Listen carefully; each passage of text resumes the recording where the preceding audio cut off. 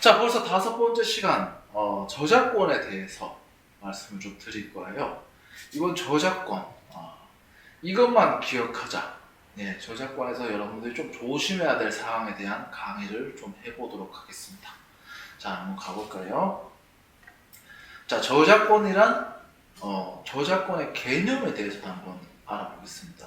저작자의 창작물에 대한 노력과 가치를 인정하고 권리를 보호하는 것을 저작권이라고 합니다.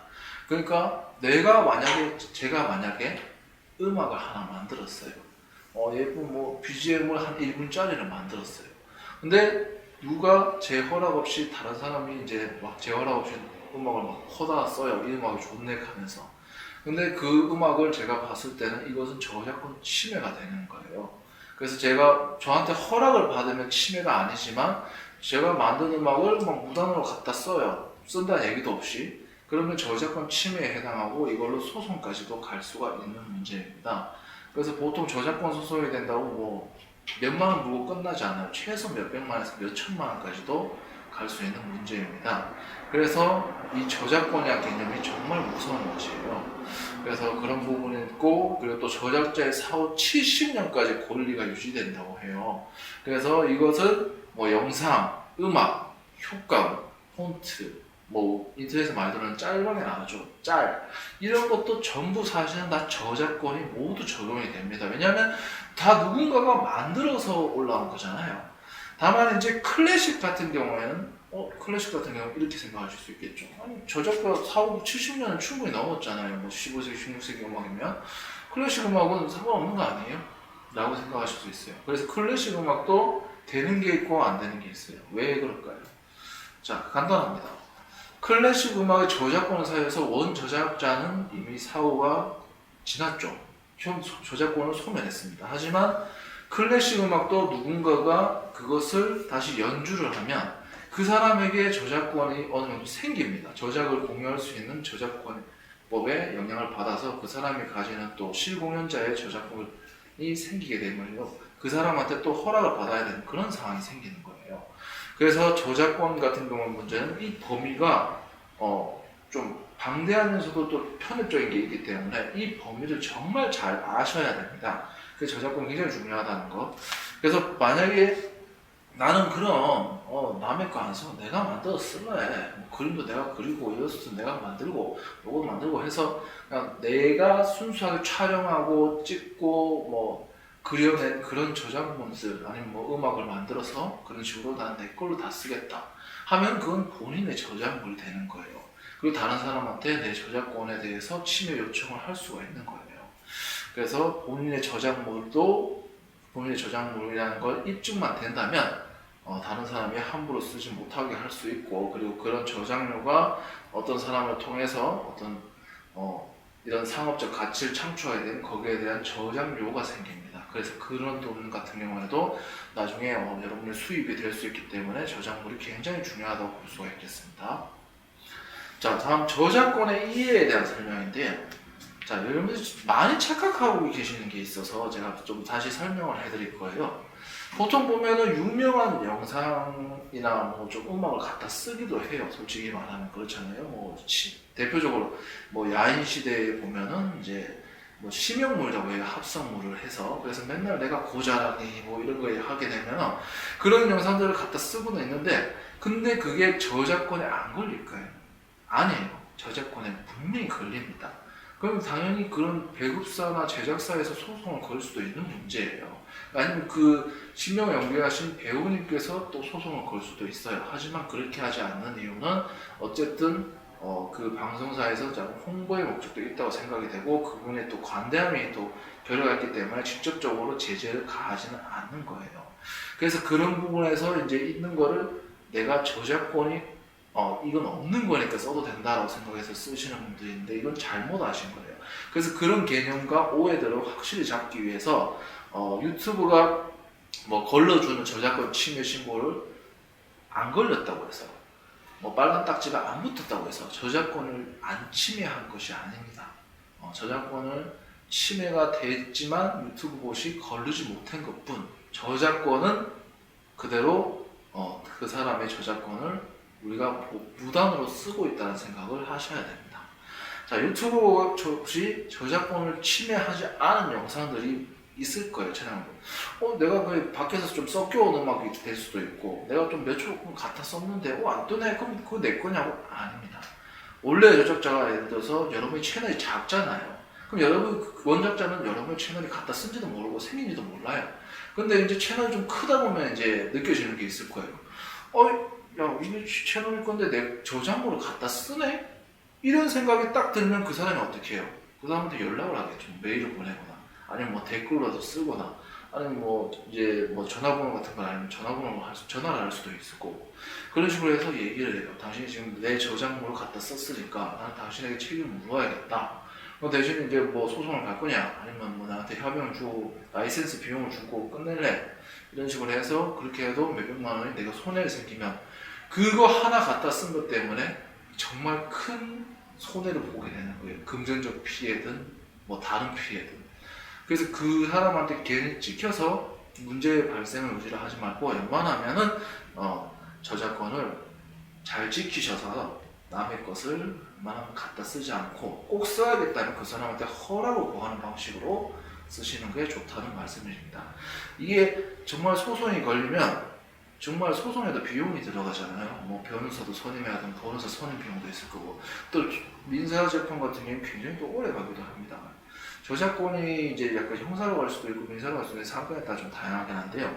최소 적게는 수백만 원에서 많게 수천만 원까지, 어쩌면 억대까지도 갈 수 있을 정도로 굉장히 범위가 넓기 때문에 여러분들이 정말 큰 재산적 손실, 이거 하나 시작하려고 했다가 정말 인생을 말아먹을 수 있을 정도로 위험한 그런 게 저작권입니다.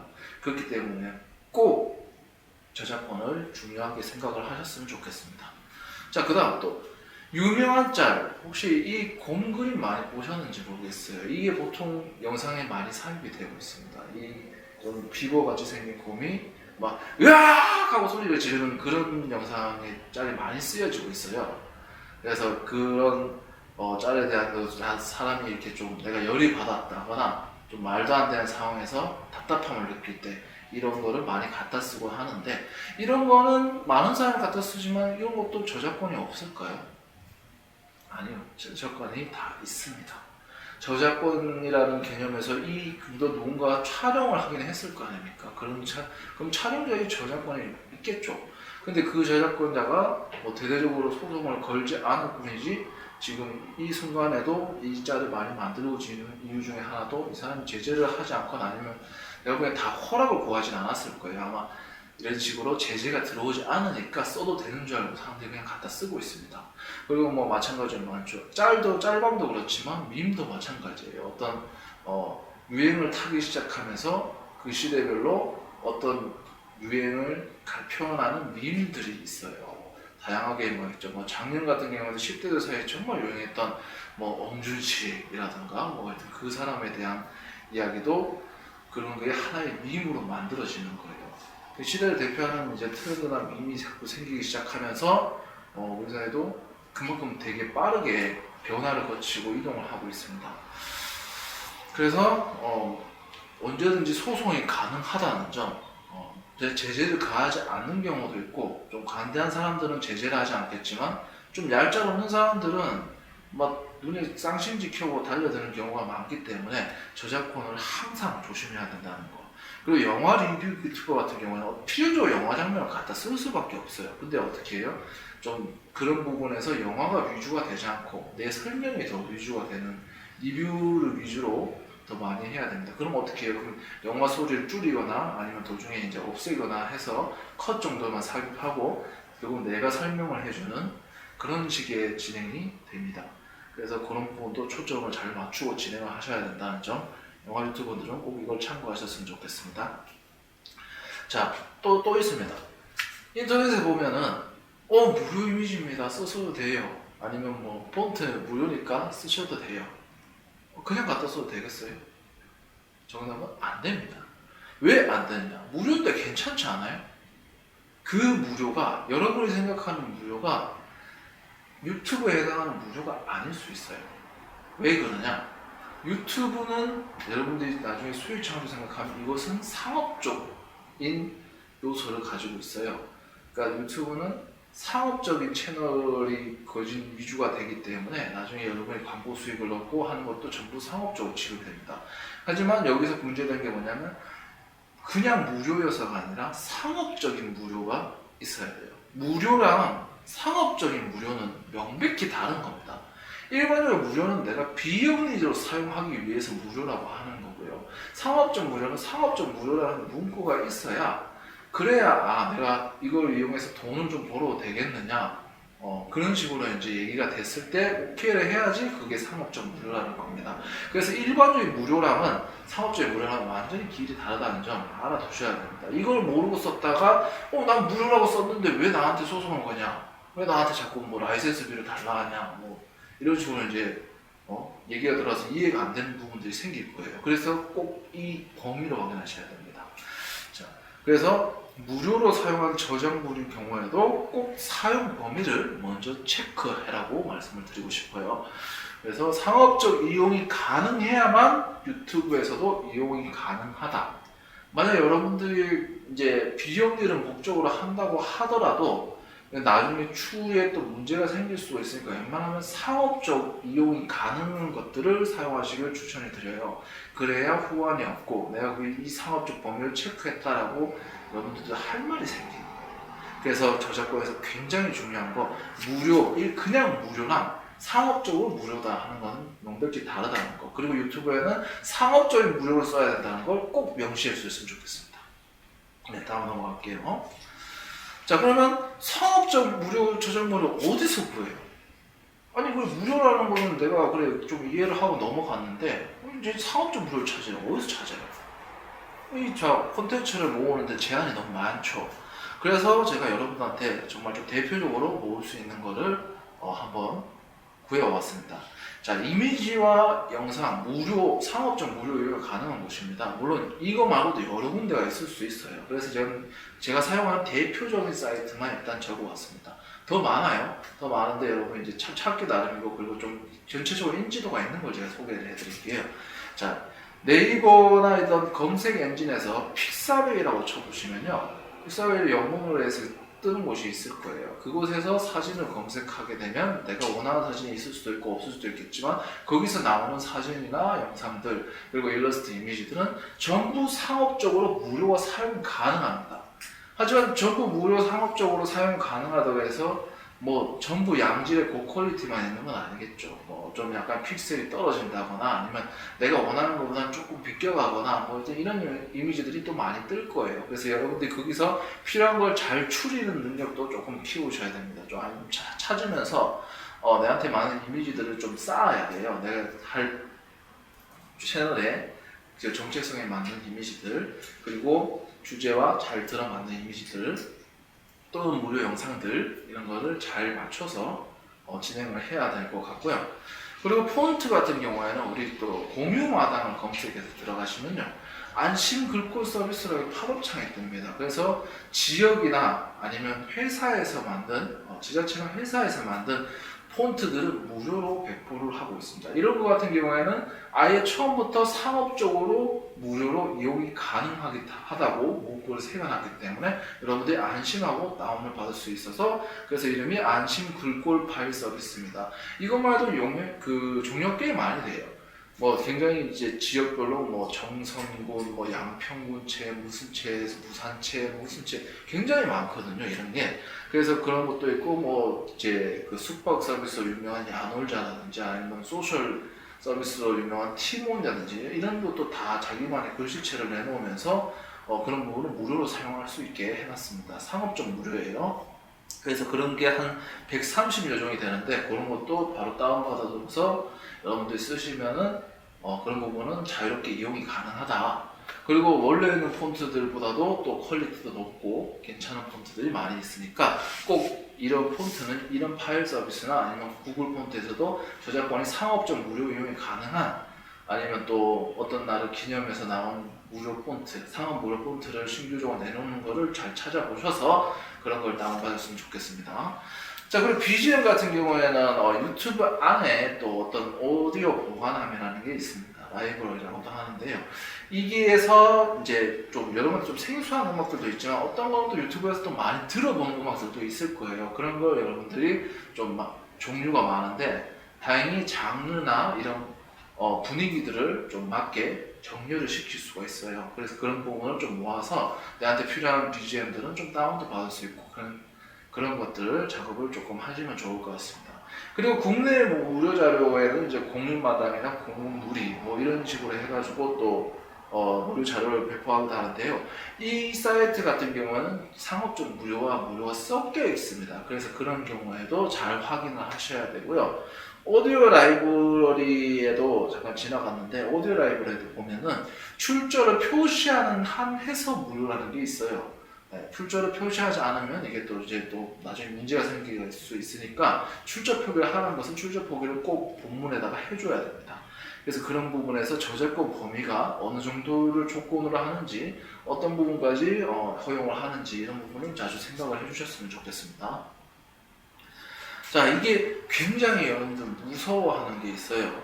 이때까지 모든 유튜버들에게 가장 최악이라고 볼 수 있는 거죠. 이게 정말 무서워합니다. 유튜버들이 가장 무서워하는 건 바로 이 노란 딱지입니다. 뭔가 되게 좀 경고스럽게 생겼죠. 약간 노란 식으로 해서 뭔가 축구로 치면 옐로우 카드 같은 개념이 딱 되는 거예요. 이제 경고장을 준다. 네, 그래서 유튜브에 주는 경고장이라고 보시면 되고요. 이게 걸릴 경우 어떻게 되냐? 광고가 일단은 제한이 됩니다. 광고가 들어오면 어떻게 됐어요? 여러분들 수익이 줄어드는 거예요. 나중에 이제 영상 수익 창출하려고 했는데 이런 부분에서 광고가 잘 뜨지 않으니까 영상에 들어오는 수입이 없어지겠죠. 광고 수입이 제한을 할 수도 있고 아예 없을 수도 있어요. 그리고 이게 더 중요한 뒤가 더 중요한데 영상을 노출을 제한시켜버려요. 그러니까 여러분의 영상이 잘 뜨다가 이게 하나 딱 붙으면 해서 영상이 채널에 노출이 되지 않아요. 그러면 이제 어떻게 되겠어요? 수입도 안 되고 노출도 안 되고 구독자도 안 늘고 채널도 안 크고 그래서 이것 때문에 채널을 버리는 유튜버도 많이 생겼습니다. 왜냐하면 쉽게 말해서 100만 유튜버라는 사람들도 이게 뜨면 방법이 없어요. 그 사람들도 노출이 안 되는데 어떻게 100만을 유지하겠어요? 그러면 결국에 광고도 안 되죠. 그러면 수익도 정말 말도 안 되게 줄겠죠. 그러면 예를 들어서 수입으로 100만 원을 벌어가는 사람이 10만 원을 벌어가요. 그러면 유튜브 하고 싶겠습니까? 유지가 안 되는데. 그렇죠. 그렇게 되기 때문에 차라리 새 채널을 만들어서 이주를 하자 이런 식이 되버려서 100만 구독자를 버리는 그런 행위들도 있을 수가 있습니다. 그래서 이런 궁금하시죠? 이런 채널이 어떤 채널에 붙냐? 아까 말했던 저작권 침해 신고가 되면 이런 노란 딱지가 붙냐? 그건 아니에요. 빨간 딱지는 이따가 설명을 드릴게요. 저작권 침해로 나오는 건데 여기 노란 딱지 같은 경우에는 주로 어떤 정치적 성향, 정치적인 발언이 많이 나오는 것들한테 붙게 되고요. 그리고 타인을 비방하고 저격하거나 아니면 뭐 또 너무 좀 야한 거 그런 것도 될 수가 있겠고 그런 폭력성이 너무 좀 짙은 거, 막 피가 난무하고 막 이런 것들은 좀 부적절한 영상들에 해당되고 그런 것들은 어떻게 보면 유튜브 측에서 삭제를 시키기도 합니다.